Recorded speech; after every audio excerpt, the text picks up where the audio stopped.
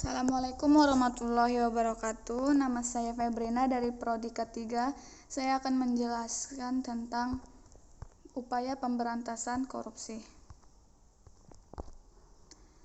A. Konsep pemberantasan korupsi. Ada yang menyatakan bahwa korupsi ibarat penyakit kanker ganas, yang sifatnya tidak hanya kronis, tapi juga akut. Ia menggerogoti perekonomian sebuah negara secara perlahan, namun pasti. Penyakit ini menempel pada semua aspek bidang kehidupan masyarakat, sehingga sangat sulit untuk diberantas. Perlu dipahami bahwa dimanapun dan sampai pada tingkatan tertentu, korupsi memang akan selalu ada dalam suatu negara atau masyarakat.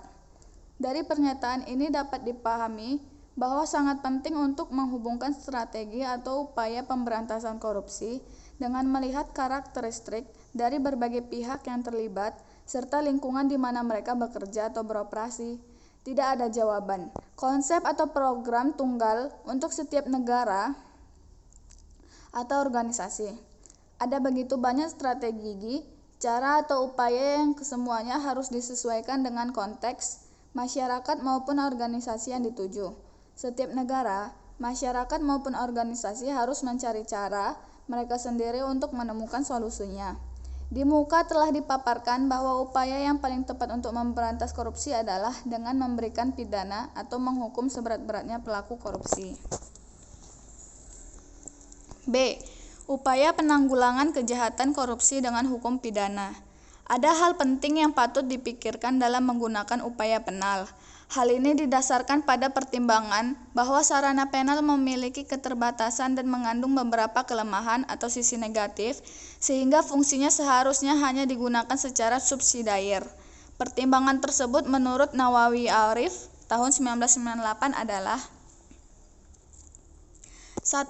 Dilihat secara dogmatis, sanksi pidana merupakan jenis sanksi yang paling tajam dalam bidang hukum, sehingga harus digunakan sebagai ultimum remedium atau yang disebut atau digunakan bila yang lain sudah tidak dapat digunakan lagi. Kedua, dilihat secara fungsional, pragmatis operasional dan aplikasinya menuntut biaya tinggi. Ketiga, sanksi pidana mengandung sifat kontradiktif atau paradoksal yang mengandung efek samping yang negatif. Hal ini dapat dilihat dari kondisi overload lembaga permasyarakatan. Keempat, penggunaan hukum pidana dalam menanggulangi kejahatan hanya merupakan curieren am symptom atau menyembuhkan gejala. Ia hanya merupakan pengobatan simptomatik, bukan pengobatan kausatif karena sebab-sebab kejahatan demikian kompleks dan berada di luar jangkauan hukum pidana. 5. Hukum pidana hanya merupakan bagian kecil dari sarana kontrol sosial lainnya yang tidak mungkin mengatasi kejahatan sebagai masalah kemanusiaan dan kemasyarakatan yang sangat kompleks. 6. Sistem pemidanaan bersifat fragmentair dan individual atau personal, tidak bersifat struktural atau fungsional. 7. Efektivitas pidana atau hukuman bergantung pada banyak faktor dan masih sering diperdebatkan oleh para ahli. Menurut Rubin pemidanaan, apakah yang dimaksudkan untuk menghukum atau memperbaiki, sedikit atau tidak mempunyai pengaruh terhadap masalah kejahatan. Skulk menyatakan bahwa naik turunnya kejahatan tidak berhubungan dengan perubahan di dalam hukum atau kecenderungan dalam putusan pengadilan, tetapi berhubungan dengan bekerjanya atau berfungsinya perubahan-perubahan kultural yang besar dalam kehidupan masyarakat. Menurut Wolf Middendorf, sulit melakukan evaluasi terhadap efektivitas dari general deterrence pencegahan umum dengan menggunakan hukum pidana karena mekanisme pencegahan yang manjur tidak dapat diketahui. Kita dapat mengetahui hubungan sesungguhnya antara sebab dan akibat. Orang melakukan kejahatan dan mungkin mengulanginya lagi tanpa hubungan dengan ada tidaknya undang-undang atau pidana yang dijatuhkan. Sarana kontrol sosial lainnya, seperti kekuasaan orang tua, kebiasaan-kebiasaan atau agama mungkin dapat mencegah perbuatan, yang sama efektifnya dengan ketakutan orang pada pidana.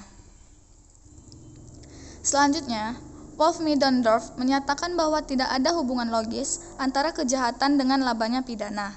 Karl O. Christiansen menyatakan bahwa pengaruh pidana terhadap masyarakat luas diukur, dan S.R. Brody menyatakan bahwa 5 dari 9 penelitian yang diamatinya menyatakan bahwa lamanya waktu yang dijalani oleh seseorang di dalam penjara tampaknya tidak berpengaruh pada adanya reconviction atau penghukuman kembali. Menurut Nawawi Arif 1998. Dari berbagai pendapat, dapat memberi pelajaran bahwa kita tidak dapat hanya mengandalkan hukum pidana saja dalam memberantas korupsi. Padahal, beberapa kalangan mengatakan bahwa cara untuk memberantas korupsi yang paling ampuh adalah dengan memberikan hukuman yang seberat-beratnya kepada pelaku korupsi. Kepada pelaku yang terbukti telah melakukan korupsi memang harus dihukum, diberi pidana, namun berbagai upaya lain harus tetap terus dikembangkan, baik untuk mencegah korupsi maupun untuk menghukum pelakunya. C. Berbagi strategi atau upaya pemberantasan korupsi. Yang pertama, pembentukan lembaga anti korupsi. A.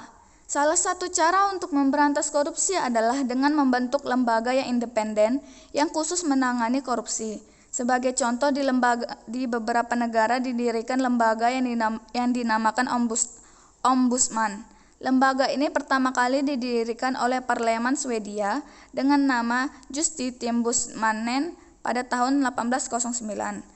Peran lembaga ombudsman yang kemudian berkembang pula di negara lain, antara lain menyediakan sarana bagi masyarakat yang hendak mengomplain apa yang dilakukan oleh lembaga pemerintah kepada pegawainya. Selain itu, lembaga ini juga memberikan edukasi pada pemerintah dan masyarakat, serta mengembangkan standar perilaku, serta kode of conduct bagi lembaga pemerintah maupun lembaga hukum yang membutuhkan. Kita sudah memiliki lembaga yang secara khusus dibentuk untuk memberantas korupsi. Lembaga tersebut yaitu Lembaga Komisi Pemberantasan Korupsi atau yang disebut dengan KPK. B. Hal lain yang perlu diperhatikan adalah memperbaiki kinerja lembaga peradilan, baik dari tingkat kepolisian, kejaksaan, pengadilan, dan lembaga permasyarakatan. Pengadilan adalah jantungnya penegakan hukum yang harus bersifat imparsial atau tidak memihak, jujur, dan adil. C. Di tingkat departemen, kinerja lembaga-lembaga audit seperti Inspektorat Jenderal harus ditingkatkan. Selama ini ada kesan bahwa lembaga ini sama sekali tidak punya gigi. Kita berhadapan dengan korupsi yang melibatkan pejabat tinggi. D. Reformasi birokrasi dan reformasi pelayanan publik adalah salah satu cara untuk mencegah korupsi. Semakin banyak meja yang harus dilewati untuk mengurus suatu hal, semakin banyak pula kemungkinan untuk terjadinya korupsi. Salah satu cara untuk menghindari praktek suap-menyuap dalam rangka pelayanan publik adalah dengan mengumumkan secara resmi biaya yang harus dikeluarkan oleh seseorang untuk mengurus suatu hal seperti mengurus paspor, mengurus SIM, mengurus izin usaha atau izin mendirikan bangunan, dan sebagainya. E. Salah satu hal yang juga cukup krusial untuk mengurangi resiko korupsi adalah dengan memperbaiki dan memantau kinerja pemerintah daerah. Sebelum otonomi daerah diberlakukan, umumnya semua kebijakan diambil oleh pemerintah pusat. 2. Pencegahan korupsi di sektor publik. A. Salah satu cara untuk mencegah korupsi adalah dengan mewajibkan pejabat publik untuk melaporkan dan mengumumkan jumlah kekayaan yang dimiliki, baik sebelum maupun sesudah menjabat. Dengan demikian, masyarakat dapat memantau tingkat kewajaran peningkatan jumlah kekayaan yang dimiliki, khususnya apabila ada peningkatan jumlah kekayaan setelah selesai menjabat. B. Untuk kontrak pekerjaan atau pengadaan barang baik di pemerintahan pusat, daerah maupun militer, salah satu cara untuk memperkecil potensi korupsi adalah dengan melakukan lelang atau penawaran secara terbuka. Masyarakat harus diberi otoritas atau akses untuk dapat memantau dan memonitor hasil dari pelanggaran atau penawaran tersebut. C. Korupsi juga banyak terjadi dalam perekrutan pegawai negeri dan anggota militer baru. Korupsi, kolusi, dan nepotisme sering terjadi dalam kondisi ini. D. Selain sistem perekrutan, sistem penilaian kinerja pegawai negeri yang menitik beratkan pada proses dan hasil kerja akhir perlu dikembangkan. untuk meningkatkan budaya kerja dan motivasi kerja pegawai negeri. Bagi pegawai negeri yang berprestasi perlu diberi insentif yang sifatnya positif. 3. Pencegahan sosial dan pemberdayaan masyarakat. A. Salah satu upaya memberantas korupsi adalah memberi hak pada masyarakat untuk mendapat akses terhadap informasi. Sebuah sistem harus dibangun di mana kepada masyarakat diberikan hak meminta segala informasi yang berkaitan dengan kebijakan pemerintah yang mempengaruhi hajat hidup orang banyak. B. Isu mengenai public awareness atau kesadaran serta kepedulian publik terhadap bahaya korupsi dan isu pemberdayaan masyarakat adalah salah satu bagian yang sangat penting dari upaya memberantas korupsi. Salah satu cara untuk meningkatkan public awareness adalah dengan melakukan kampanye tentang bahaya korupsi, sosialisasi serta diseminasi di ruang publik mengenai apa itu korupsi, dampak korupsi, dan bagaimana memerangi korupsi. C. Salah satu cara untuk mengikut memberdayakan masyarakat dalam mencegah dan memberantas korupsi adalah dengan menyediakan sarana bagi masyarakat untuk melaporkan kasus korupsi. D. Di berbagai negara, pasal mengenai fitnah dan pencemaran nama baik tidak dapat diberlakukan untuk mereka yang melaporkan kasus korupsi dengan pemikiran bahwa bahaya korupsi dianggap lebih besar daripada kepentingan individu. Walaupun sudah memiliki aturan mengenai perlindungan saksi dan korban, yakni Undang-Undang Nomor 13 Tahun 2006 tentang perlindungan saksi dan korban, masyarakat Indonesia masih dihantui ketakutan akan tuntutan balik, melakukan fitnah dan pencemaran nama baik apabila melaporkan kasus korupsi. E. Pers yang bebas adalah salah satu pilar dari demokrasi. Semakin banyak informasi yang diterima oleh masyarakat, semakin paham pula mereka akan bahaya korupsi. 4.